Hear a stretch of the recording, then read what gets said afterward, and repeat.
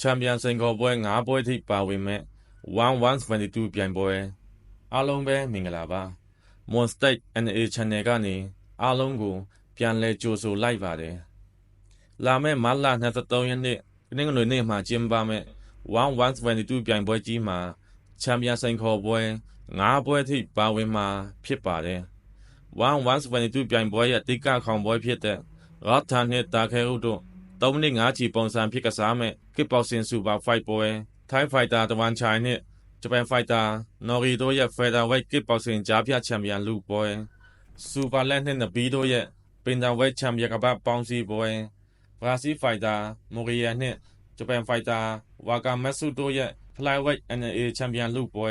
ကနေဒါဖိုက်တာဂျွန်တန်ဒီဘဲလာနဲ့ထိုင်းဖိုက်တာဆန်အေတို့ရဲ့စတော်ဝိတ်ကစ်ဘောက်ဆင်ချန်ပီယံလူပွဲထိုင်းမျိုးသမီးဖိုက်တာဖက်တီဂျာနဲ့ဂျပန်မျိုးသမီးဖိုက်တာကာနာတို့ရဲ့အတဝိတ်ကစ်ဘောက်ဆင်ချန်ပီယံလူပွဲတို့ပါဝင်မှာဖြစ်ပါတယ်။တခြားစိတ်ဝင်စားစရာကောင်းတဲ့တွဲဆိုင်တွေကတော့ပြီးခဲ့တဲ့1-1-20မှာတဆင်ကိုလဲထိုးနဲ့နိုင်ရထားတဲ့စူရီယာလက်က1-1-22ပြိုင်ပွဲမှာပါဝင်ရှင်ပြိုင်ခွင့်ရထားပြီးဂျပန်ဖိုက်တာ RUC နဲ့ကက်ရှ်ဝိတ်ကစ်ဘောက်ဆင်ပွဲကစားရမှာဖြစ်ပါတယ်။စူရီယာလက်ဟာ1 Championship မှာစာချုပ်မရထားပေမဲ့အခွင့်အရေးပေးတဲ့အနေနဲ့ပြိုင်ပွဲကြီးတွေမှာတုတ်ကြချိန်ပါဝင်ရှင်ပြိုင်ခွင့်ရထားပါတယ်။တကယ်လို့ပြီးခဲ့တဲ့1-1-20ပြိုင်ပွဲမှာ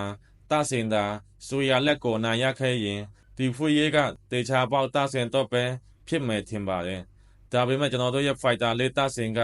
ဒါနေရာကနေမထင်မှတ်ပဲလဲထိုးနဲ့ရှုံးနေခဲ့တဲ့အတွက်ဒီဖွေရေးကိုလက်လွတ်လိုက်ရတာပါ1 Championship ရဲ့ဂျိုကာလို့တင်စားခေါ်ဝေါ်ကြတဲ့ဘရာဇီးဖိုက်တာကြီးဂျွန်နဂါဟာဆွဲဆောင်ရဖိုက်တာတယောက်ဖြစ်ပြီး NA မွေထိုင်းကပ်ပလင်နဲ့ကစ်ဘောက်ဆင်ပြိုင်ပွဲတွေမှာကစားနည်းတွေဆောင်လင်းနေအောင်ပါဝင်ရှင်ပြိုင်ထားပါတယ်ဘရာဇီးဖိုက်တာကြီးဂျွန်နဂါဟာပြီးခဲ့တဲ့1 Fight Night 27မှာဖိုင်ဖိုက်တာကူလာဒန်ကိုအမှတ်ဖြစ်ရှုံးနေထားပေမဲ့ပွဲတွေဆက်တိုက်ရနေတဲ့ဖိုက်တာတယောက်ပါဒီချိန်မှာလဲဘရာဇီးဖိုက်တာဂျွန်နဂါဟာ1-1-22ပြိုင်ပွဲကြီးမှာပါဝင်ရှင်ပြိုင်ခွင့်ရထားပြီးဂျပန်ဖိုက်တာအာကီမိုတိုနဲ့ပင်တာဝိတ်ကစ်ဘောက်ဆင်ပွဲကလည်းပိတ်သက်တွေကိုဖျော်ပြမှုပြည့်ပေးစွန်နိုင်မဲ့ပွဲကောင်းပွဲဖြစ်မှာသိချပါတယ်1-1-22ပြိုင်ပွဲကြီးကိုလာမယ့်23ရက်နေ့